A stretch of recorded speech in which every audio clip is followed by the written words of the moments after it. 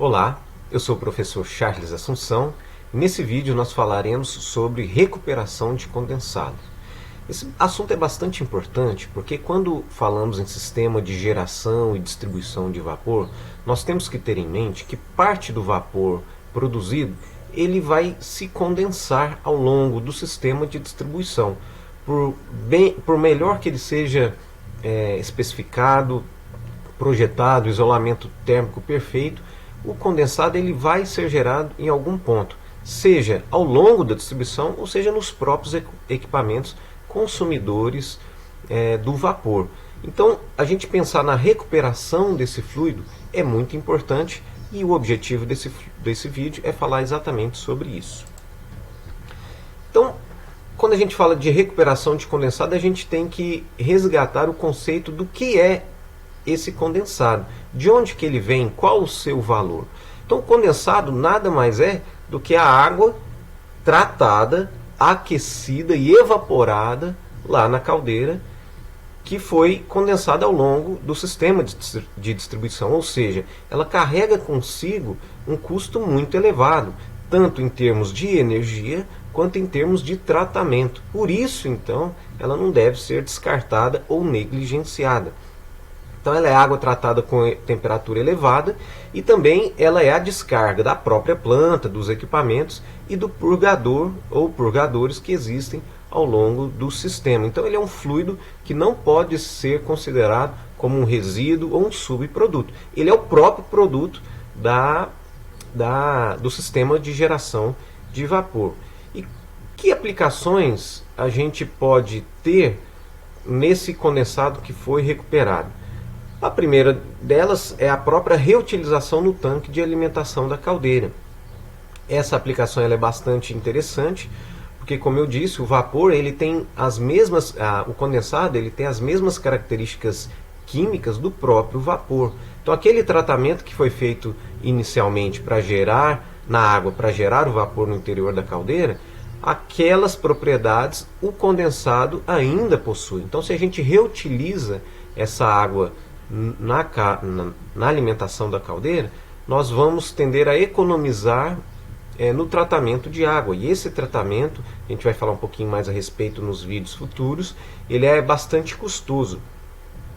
Além disso, ele tem energia, ele tem temperatura mais alta do que a temperatura de backup, por exemplo, de make-up, aquela temperatura de recuperação dos níveis dos tanques de abastecimento da caldeira. Então se essa água aí de rede tem 30 graus, 35 no máximo, se a gente considerar ambientes de temperatura mais elevada, temperatura ambiente mais elevada, o condensado pode voltar a 80, 70, 90 graus Celsius. Então veja que o nível de energia também é mais elevado.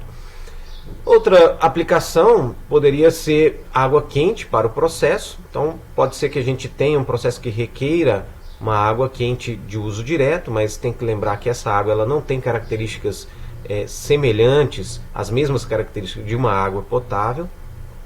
E também a gente pode recuperar calor num trocador de calor. Então se ela não for usada diretamente, ela pode ser usada de forma indireta, cedendo calor para um sistema de banho, um sistema de aquecimento. Aí depende da necessidade de cada planta. Mas o importante é que nós tenhamos sempre em mente, quando pensamos no sistema de geração e distribuição de vapor, o sistema de recuperação de condensado. Por que a gente deve pensar nisso? Um dos aspectos é a questão financeira.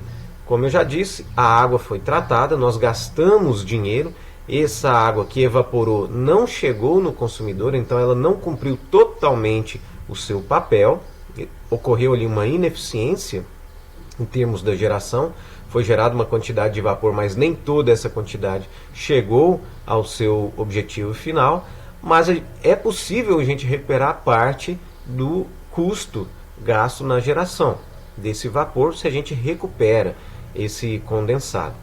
O outro aspecto é a própria reposição de água, como eu já comentei, então a gente pode economizar na água de abastecimento da própria caldeira, economizando tanto no tratamento quanto na energia, porque ela vai vir com a temperatura mais elevada.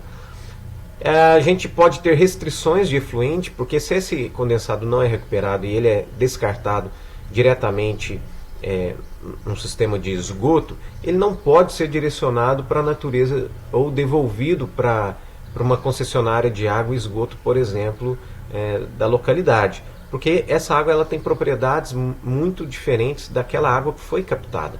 E para rejeitar a água, a legislação nos obriga a rejeitá-la com as mesmas propriedades que nós captamos. Então é necessário fazer um tratamento de efluente. E muitas vezes pode ocorrer restrições, a planta pode não ter ou não comportar mais esse fluido a ser tratado como efluente. E finalmente, já foi citado também, aumento na eficiência energética da caldeira, porque esse condensado ele vai vir com uma temperatura superior à temperatura de abastecimento de água da caldeira, o que vai contribuir, ainda que com uma parcela relativamente pequena, mas sim vai contribuir para o aumento da eficiência energética do equipamento. Nessa figura a gente tem um circuito típico de recuperação. Então vejam aqui, nós temos a caldeira, aqui nós temos o vapor gerado e a rede de distribuição e de consumo. Então vejam aqui, a gente tem diversos equipamentos, processos distintos. O vapor ele pode ser consumido a pressões diferentes, cada processo com a sua especificidade e objetivos diferentes. Um trocador de calor, um outro processo aqui, não nos interessa, mas todo o processo aqui tem um sistema de recuperação. Então a gente vai ter os purgadores ali direcionando para um sistema de recuperação, e esse condensado então ele vai vir para o tanque de alimentação. Esse tanque ele tem que ter um nível controlado, e esse condensado então vai contribuir, de novo, ele vai vir com temperatura mais elevada e com propriedades muito próximas àquelas requeridas na caldeira. Então a gente vai economizar tanto energia aqui no combustível quanto no tratamento da própria água.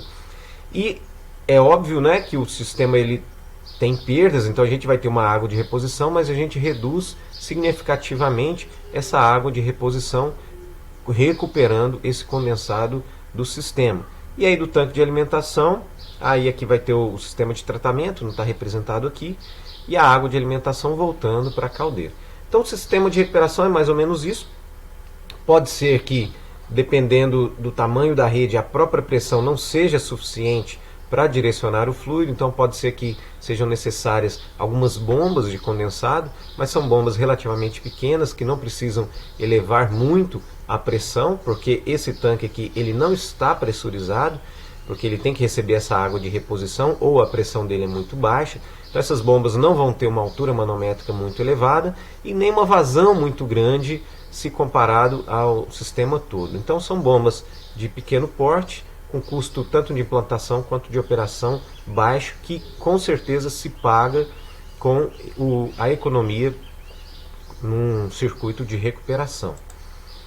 E aqui finalmente, só para detalhar um pouquinho o esquema de captação, aqui a gente está falando numa rede de distribuição principal, mas poderia ser de um equipamento. Então aqui a gente vai ter a linha de dreno, uma válvulazinha, o purgador e um filtro. Aqui a gente vai ter um visor de líquido e uma outra válvula só para fazer o isolamento, caso seja necessário fazer a manutenção. Então a gente fecha essa válvula e fecha essa válvula e faz a substituição, a manutenção desses equipamentos. Aqui vai ocorrer a descarga do condensado, e esse condensado ele vai ser conectado a uma linha comum e vai retornar aqui de novo. Dependendo do tamanho da rede das pressões, aqui pode ser pela própria pressão de condensado, mas muitas vezes esse condensado está aberto para a atmosfera, pode ter uma região aberta aqui, então a pressão aqui vai ser muito baixa. Então aqui é necessário pode ser necessária a instalação de bombas para fazer esse escoamento e esse retorno do condensado. Com esse slide eu finalizo esse breve vídeo que abordamos a importância da recuperação do condensado num sistema de geração e distribuição de vapor. Eu espero que tenha ficado claro. Em caso de dúvidas, não hesite em entrar em contato. Eu agradeço a sua atenção e espero que você acompanhe os próximos vídeos. Obrigado e até a próxima.